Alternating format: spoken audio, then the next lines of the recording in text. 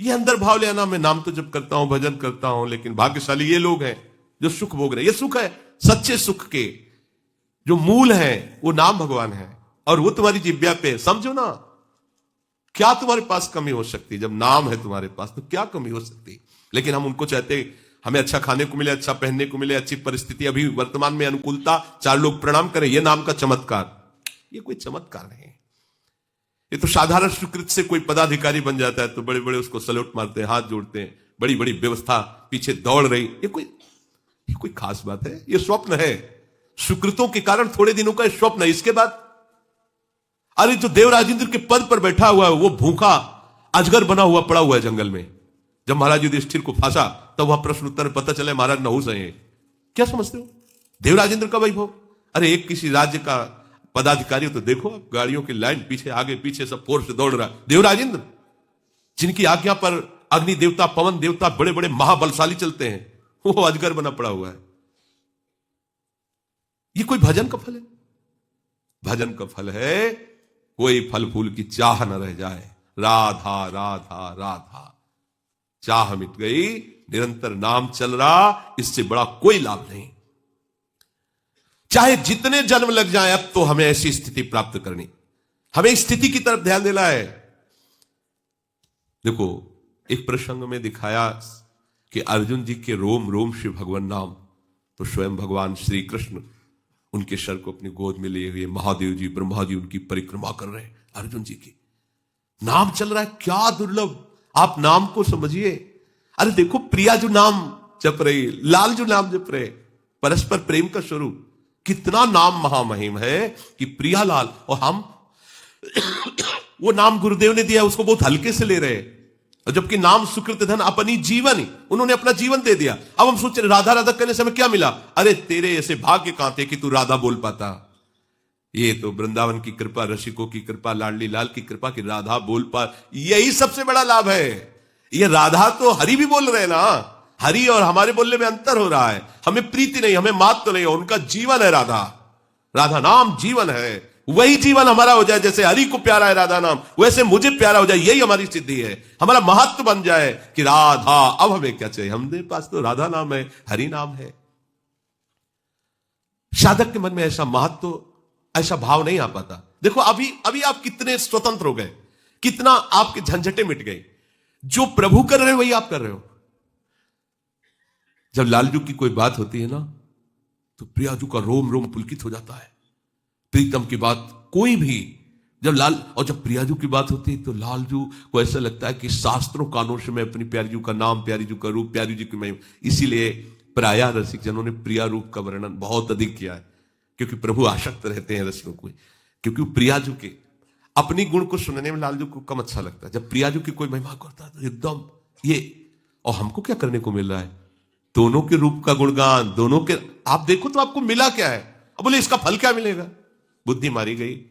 अरे फल का फल तो तुम्हें वर्तमान में मिल रहा है। तुम्हें कितना बड़ा सौभाग्य मिला है कि तुम्हें संसारी पुरुषों की बातें नहीं करने का, संसारी पुरुषों की चाटुकारिता करने का नहीं, तुम्हें प्रभु की बातें करने का अवसर मिला है, प्रभु के नाम जपने का अवसर। ये आप समझ नहीं पा रहे, इस कृपा को आप आदर नहीं दे पा रहे। जो भगवत चर्चा है, भगवान नाम है, ये आपको महाफल मिल चुका है। बस इसमें रति होनी है, इसमें महत्व होना, ऐसा महत्व हो जाए कि फिर और कुछ नहीं चाहिए। यही हमारे हृदय में महत्व भी पैदा कर देगा। पर ये मांग तो बंद करो ना कि राधा नाम का फल हो, कि हम क्या अमुक वस्तु मिल जाए, अमुक। ये कितनी घटिया बात है। अरे आप उनके आश्रित हो तो भरण पोषण करना उनकी जिम्मेवारी है, आपकी जिम्मेवारी नहीं। कैसे वो व्यवस्था करते हैं आप वो खुद देखो। वो गरीब आदमी है क्या कि हमारे लिए उनको किसी से सहयोग मांगना पड़ेगा? अरे भाई ये जैसे पलक झपका, इसको कहा निमेश, इतने में अनंत ब्रह्मांडों की रचना हो गई। ना सीमेंट की जरूरत पड़ी है, ना मिस्त्री की जरूरत पड़ी, ना लेबर की जरूरत पड़ी है। वो मालिक हमारे, अगर हमको ऐसी गरीबी से या कष्ट से रख रहे, मांगने की जरूरत नहीं, क्योंकि हमको वो कुछ प्रदान करना चाहते हैं, स्थिति प्रदान करना चाहते हैं। इसलिए चाहे जैसी परिस्थिति, सुखद या दुखद, महलों में रखे या झोपड़ी में बांध दे, हमें इससे कोई मतलब, हम तो उनके आश्रित है। हमारा वर्तमान का समय भजनमय, और उस भजन का फल केवल भजन। इस सिद्धांत को समझ लो, झंझट खत्म हो जाएगी। आपने इतने दिन हो गए, अभी कोई लाभ, क्या लाभ चाहते हो? इससे बड़ा कोई लाभ है? जो आपको मिला है आप देखो, तो इसी में रति हो गई तो उसे सिद्ध पुरुष कहते हैं। इसी में गाढ़ भाव हो गया तो उसी लीला में प्रवेश हो जाओगे। समझो, इसका महत्व आपके हृदय में आना चाहिए। जो आपको मंत्र मिला है, जो नाम मिला है, जो उपासना मिली, जो धाम मिला है, जो कृपा मिली, इससे बढ़कर कुछ नहीं। आपके हृदय में ये जब बात बैठ जाएगी तो नाच पड़ोगे। कल एकदम चिंतन आ रहा था शाम के एकांत में। हरिराम व्यास जी कहते, हो मन वृंदावन को श्वान, वृंदावन का कुत्ता। क्या महापुरुषों ने वृंदावन में देखा, कह रहे हो मन वृंदावन को।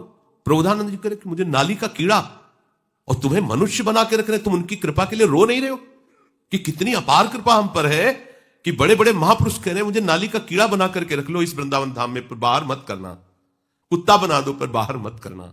आपको मनुष्य बनाया तो भी आप उन पर भ्रकुटी तान रहे हो कि हम इतने दिनों से आपके धाम में वास कर रहे हैं, जबकि वो कृपा करके खुद वास करा रहे हैं। हम इतने दिनों से नाम जप करें, जबकि वो कृपा करके नाम के रूप में तुम्हारी जिह्वा पे स्फुरित हो रहे हैं, और तुम उन्हीं को भ्रकुटी दिखा रहे हो, तान रहे हो कि क्या मिला, इतने दिन से सब कुछ छोड़ करके वृंदावन वास करें, नाम जप, मुझे मिला क्या।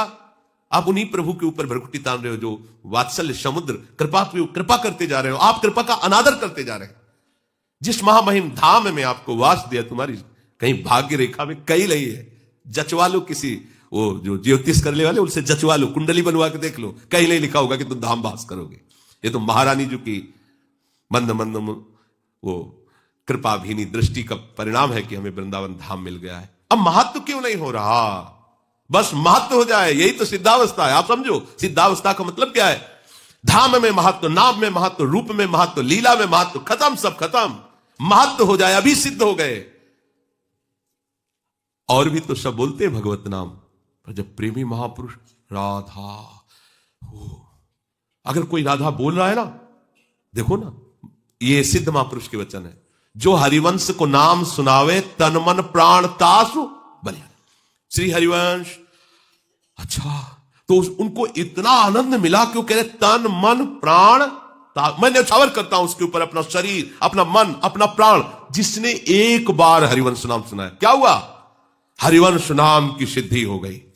अब वो महत्व को समझे, जो हरिवंश को नाम सुनावे तन मन प्राण तासु बलिया। गोस्वामी जी, तुलसी जाके मुख से धोखे निकसत राम। क्यों, क्योंकि अब राम नाम का स्वरूप उनके हृदय में प्रकाश है। बोले ताके पग की पग तलियो मोरे तन को, वो इतना महान पावन हो गया। हुआ क्या, नाम का रस मिल गया, नाम में महत्व हो गया। भाई समझो, हमें और कुछ नहीं चाहना, नाम इतना प्राण प्यारा लगे, इतना महत्व नाम में हो जाए कि नाम चल रहा है, बस यही बड़ी बात है।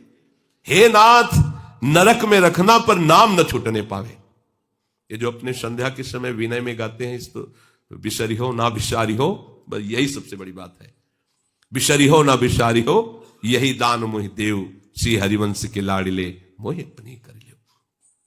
उपासक के मन में स्वाभाविक ऐसा विचार आना चाहिए कि हजारों नहीं, अनेकों जन्म हो गए विषयों के लिए, अनेकों जन्म खो दिए विषयों में, सब के सब बिल्कुल बेकार जन्म चले गए, कोई लाभ नहीं मिला। अनेकों बार स्वर्ग गया, अनेकों बार नरक गया, अनेकों बार मृत्युलोक में आया, सब बेकार गया। अब की बार बेकार नहीं जाने देंगे। राधा राधा, ये बेकार नहीं जाने देगा। इस जन्म का सारा समय, सारी की सारी आयु, सारी की सारी सामर्थ्य केवल भजन में लगा देंगे, केवल भजन में। उसके लिए कुछ दुर्लभ नहीं, कुछ दुर्लभ नहीं। 5 वर्ष के बालक ने ठान लिया कि मैं ऐसा पद प्राप्त करूंगा कि मेरे पिता उत्तानपाद जिस सिंहासन में बैठे इनको भी ना मिला हो, और इनके पिता को भी ना मिला हो। नहीं मिला, स्वयं भूमन को भी वो पद नहीं मिला। 5 वर्ष का बालक निष्ठा लेके निकला, देवर्षि नारद जी जैसे समर्थ गुरु मिले। ए, कहां जा रहा है, मैं जानता हूं कि तुम अपने पिता के गोद पर बैठने को नहीं पाए हो, मां ने तुम्हें ऐसा, बच्चे हो अभी, तुम्हारी बुद्धि ऐसी हो सकती, चलो मैं अभी आदेश करूंगा, मेरे आदेश का पालन महाराज उत्तानपाद करेंगे, तुम्हें अभी उस सिंहासन का अधिकार प्राप्त हो जाएगा। अब तो और पक्का हो गया कि जिसकी प्राप्ति के लिए चला हूं केवल, तो जहां मुझे गोद में बैठने नहीं दिया जा रहा था, उस सिंहासन में बैठे, क्योंकि देवर्षि नारद की आज्ञा का उल्लंघन कोई नहीं कर सकता, चाहे वो कंस हो, चाहे वो कोई महात्मा हो, कोई भी हो। दुष्ट से दुष्ट स्वभाव वाला भी झुककर देवर्षि नारद, ये ऐसे महात्मा है कहीं भी किसी के भी दरबार में जाए सब जगह आदर, कोई इनका अनादर नहीं कर सकता, क्योंकि ऐसी बात करते थे उसको लगता था इनसे बड़ा हमारा हित ऐसी कोई है ही नहीं।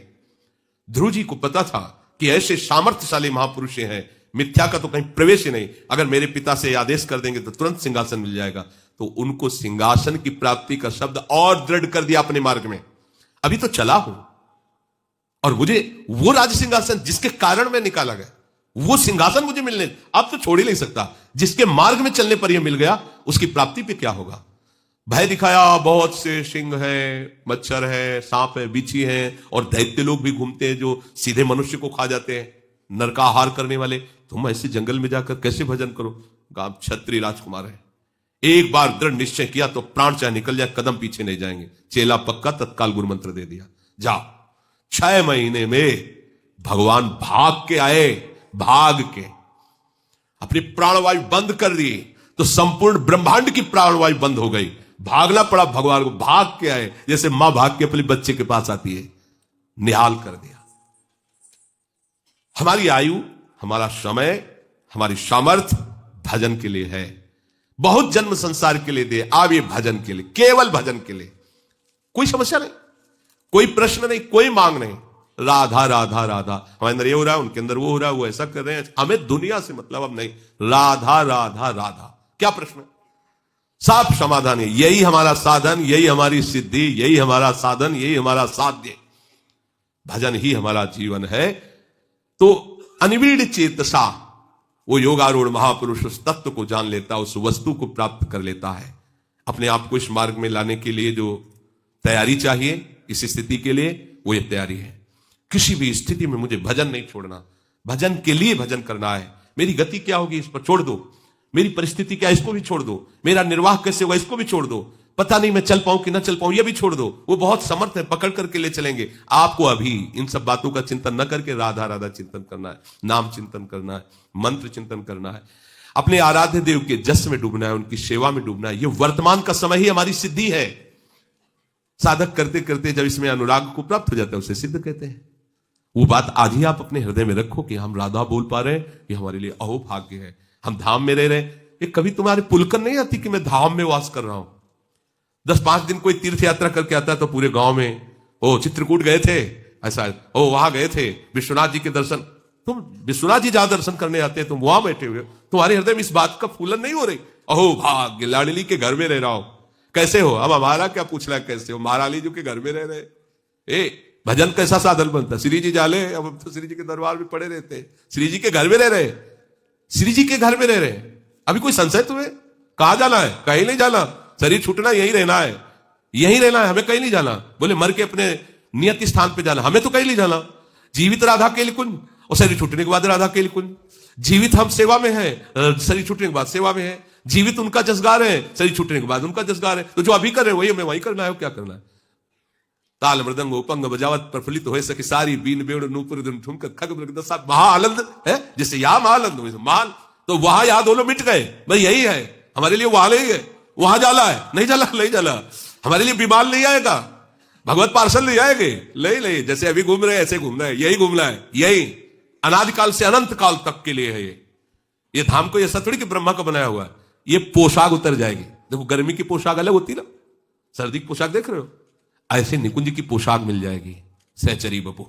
ये पंच भौतिक पोशाक उतर जाएगी और वो निकुंज की पोशाक पहनकर महारानी जी की प्रसादी पोशाक, और महारानी जी की सेवा में है, और सेवा में है।